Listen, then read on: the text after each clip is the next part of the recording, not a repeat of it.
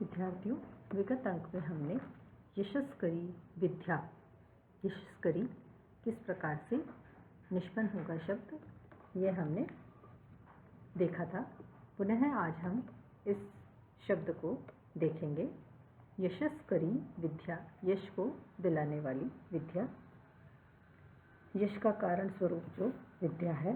तो यहाँ पर यशस हम के उपपद रहते हुए मूल शब्द क्या है? यशस। यशस अम के उपपद रहते हुए यश को दिलाने वाली, तो मूल शब्द है यशस। कर्म में यहाँ पर प्रत्यय कौन सा आएगा? अम। तो यशस अम इसके उपपद रहते हुए क्री धातु से क्रयों हेतु तात्शिल्य अनुलोम्य सूत्र से ट प्रत्यय होगा। यशस अम क्री और ट ट की चोटू सूत्र से संज्ञा कर दी थी हमने, शेष रहता अ। यशस अम क्री और अ। सार्वधातुक अर्धातुकयों से गुण की प्राप्ति होती है। अर्धातुक प्रत्यय परे है, इसलिए यहाँ पर गुण की प्राप्ति री को गुण अ होता है, किंतु उरण रपरह से वह रपरक होगा और गुण होगा हमारा री के स्थान पर अर। तो यशस अम क्री को गुण करके क्या हो जाएगा? कर, र हलंत होगा और अ। अब जो हमने विगत अंकों में सूत्र प्रवृत्त किया था, वही सूत्र की प्रवृत्ति होगी। कर्तृकरणों कृति से यहाँ पर हम के स्थान पर गस हो जाएगा। यशस गस और कर। उपपद मतिंग से उपपद समास होने के कारण से सुपो धातु प्रातिपदिकयों से गस इस सुप का लुक हो जाएगा। आप देखिए, यहाँ पर कोई हमने नया सूत्र प्रयुक्त नहीं किया है। हम विगत अंकों में जो सूत्र प्रयुक्त करते आ रहे हैं, उन्हीं सूत्रों की प्रवृत्ति हो रही है। कर्तृकरणों कृति से उसी प्रकार से यहाँ पर भी अम को गस हो गया है। उपपद मतिंग से उपपद समास हो गया है।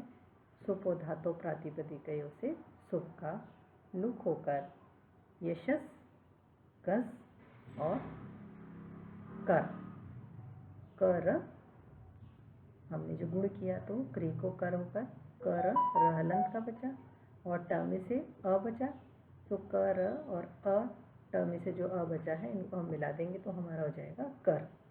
तो यशस घस और कर। अब यहाँ पर जब सुपो धातु प्रातिपदिकों से गस सुप का लुक हो जाएगा तो हमारा रूप बन जाएगा यशस और कर। यशस का जो स है उसको रुत्व और विसर्ग कार्य हो करके रूप बनेगा यशः और कर। यशः और कर। अब सूत्र की प्रवृत्तियों की अतः क्री कमी कंस पात्र। इस सूत्रानुसार यहाँ पर विसर्ग को सकार होगा। विगत अंक में मैंने आपको समझाया था कि यहाँ पर विसर्ग को सकार क्यों होगा, क्योंकि सूत्रानुसार अकार ह्रस्व अकार से परे विसर्ग, यश में यशः में श का जो अ है उससे परे विसर्ग है।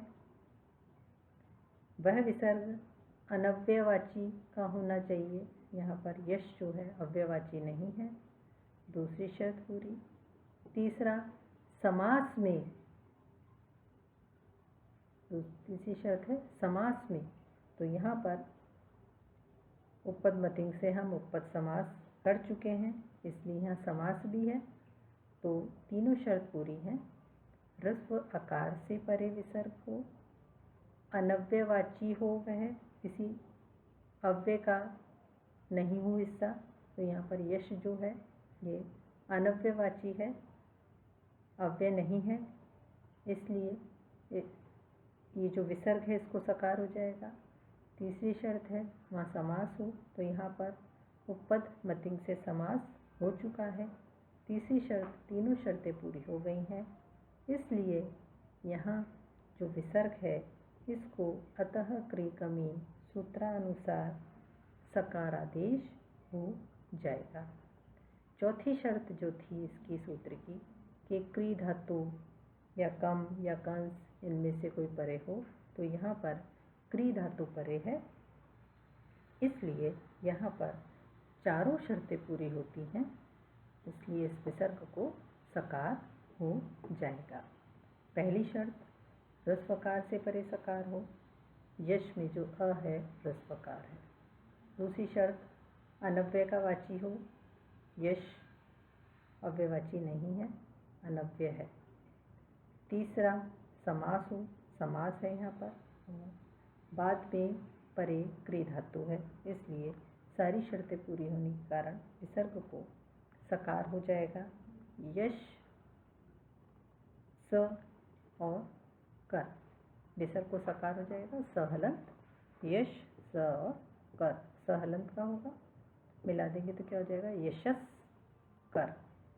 अब यहाँ पर यशस्करी स्त्रीत्व की विवक्षा है। टीडडाणीय सूत्र से यहाँ पर स्त्रीत्व की विवक्षा में नीप प्रत्यय हो जाएगा। नीप में से अनुबंध लोप होकर ई दीर्घ शेष रहेगा। यस्यति च सूत्र से यशस्कर का जो र है, इसका जो अ है उसका लोप हो जाएगा, तो र पुनः हलंत का हो जाएगा। यशस्कर और ई संयुक्त कर देंगे तो हमारा बन जाएगा यशस्करी। अब पुनः इसके रूप चलेंगे, तो यशस्करी जो है इसकी प्रातिपदिक संज्ञा करेंगे। कृत समासाश्च से प्रातिपदिक संज्ञा, सु और जस से सु की प्राप्ति, सु में से अनुबंध लोप होकर सशेष रहेगा। हलं ज्ञापव्यो दीर्घात सुति से प्रथम हल से यहाँ पर जो स है, सु का जो स है उसका लोप हो जाएगा और हमारा रूप बनेगा यशस्करी। हलं ज्ञापव्यो सूत्र क्या कहता है, मैं पुनः समझा देती हूँ। हलंत गयंत, गयंत यानी गी अंत में है, गीव गीश गेन, ये प्रत्यय स्त्रीत्व की विवक्षा में होते हैं। जब हम स्त्री प्रत्यय पढ़ेंगे वहाँ ये विशद चर्चा करेंगे। तो यहाँ पर भी गीप प्रत्यय हुआ है, टीडडाणीय सूत्र से हमने गीप प्रत्यय किया है। तो हल से परे गीप गीश गेन, गी यानी गीप गीश गेन, इन प्रत्ययों इनसे परे, इन प्रत्ययों से परे, आबंत से परे या दीर्घ से परे अकेला जो प्रक्त यानी अकेला जो सकार है उसका लोप हो जाएगा। तो यहाँ पर री में गीप प्रत्यय है, इससे परे स जो है इसका लोप हो जाएगा और हमारा रूप बनेगा यशस्करी।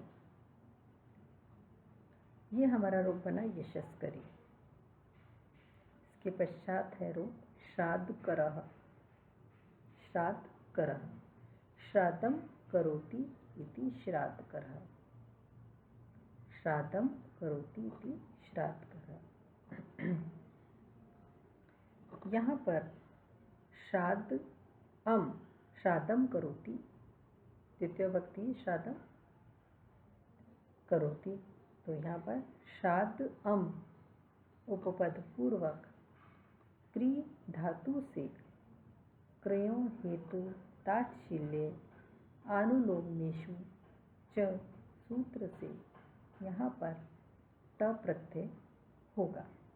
अब हमने ट प्रत्यय कई सूत्रों से किया है, चरेष्ट सूत्र से भी किया है हमने ट प्रत्यय। अधिकरण उपपद होने पर चर धातु से ट प्रत्यय हमने किया है।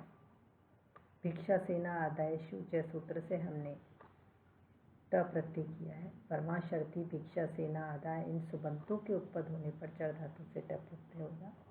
यहाँ पर भी ट प्रत्यय कर रहे हैं, पर यहाँ ये कह रहे हैं हेतु ताच्छील्य अनुलोमी, यदि ये तीन अर्ध द्योतित हों तो क्री धातु से ट प्रत्यय होता है। तो यहाँ पर श्राद्ध अम उपपद पूर्वक क्री धातु है, इसलिए क्रे हेतु ताच्छील्य अनुलोमिश सूत्र से ही यहाँ पर ट प्रत्यय होगा। अन्य जो ट प्रत्यय करने वाले विधायक सूत्र हमने विगत अंकों में पढ़े हैं, उनसे नहीं हो सकता है। शाद अम क्री और ट हमारा रूप बनेगा शाद अम क्री और ट। वही प्रक्रिया शुरू हो जाएगी। ट अनुबंध लोप, ट में से बचेगा अ। सार्वधातुक आर्धातुक वयों से गुण की प्राप्ति। आर्धातुक संज्ञक ट परे है, इसलिए क्री को गुण क्या होगा अर। हमारा रूप बनेगा शाद अम कर और अ। पुनः बताऊंगी, कर में जो रह रहेगा हलंत का रहेगा, कर और अ। ट में से बचा अ, ये अ र में मिल जाएगा करके, तो हमारा पूरा रूप बन जाएगा कर। तो शाद अम और कर। अब कर्तृकर्मोकृति से अम के स्थान पर गस, उपपद मतिंग से गस, शाद और गस जो है ये उपपद मतिंग से यहाँ इनका उपपद समास हो जाएगा। और सुपो धातु प्रातिपदिकयों से यहाँ पर गस जो सुप है इसका लुक हो जाएगा। अब शाद कर, गस का हम सुपो धातु प्रातिपदिकयों से लुक कर देंगे और हमारा रूप रहेगा शाद और कर मिला देंगे तो श्राद्ध कर। यह हमारा रूप बन गया श्राद्ध कर। अब आप देख रहे होंगे कि शिशस्करी और श्राद्ध कर में कोई अंतर नहीं है, सूत्र वही प्रयुक्त हो रहे हैं। सबसे पहले हमने क्रिय हो तो ताच्छिल्य अनुलोम में से ट प्रत्यय किया, सार्वधातुक आर्धातुक से वहाँ पर भी गुण किया था, यहाँ पर भी गुण किया। कर्तृकर्मोकृति से वहाँ पर भी हमने हम को घस किया था, यहाँ पर भी किया।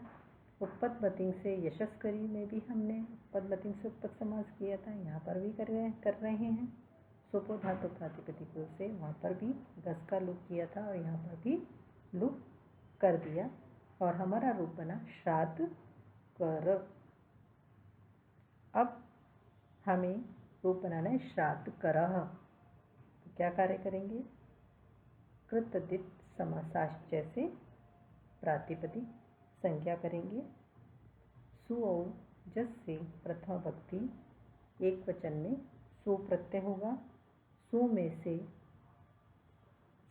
में से ओकार की उपदेशे अजानुनासिक से इत संज्ञा हो जाएगी और स शेष रहेगा हलंत का।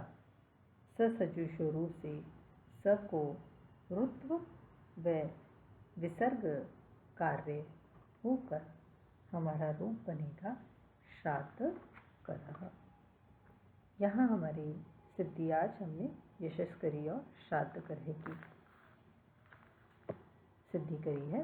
अब हम अगले अंक में श्राद्ध करी और वचनः करा तथा जन्मेजय आदि जो रूप हैं इनको सिद्ध करेंगे। धन्यवाद।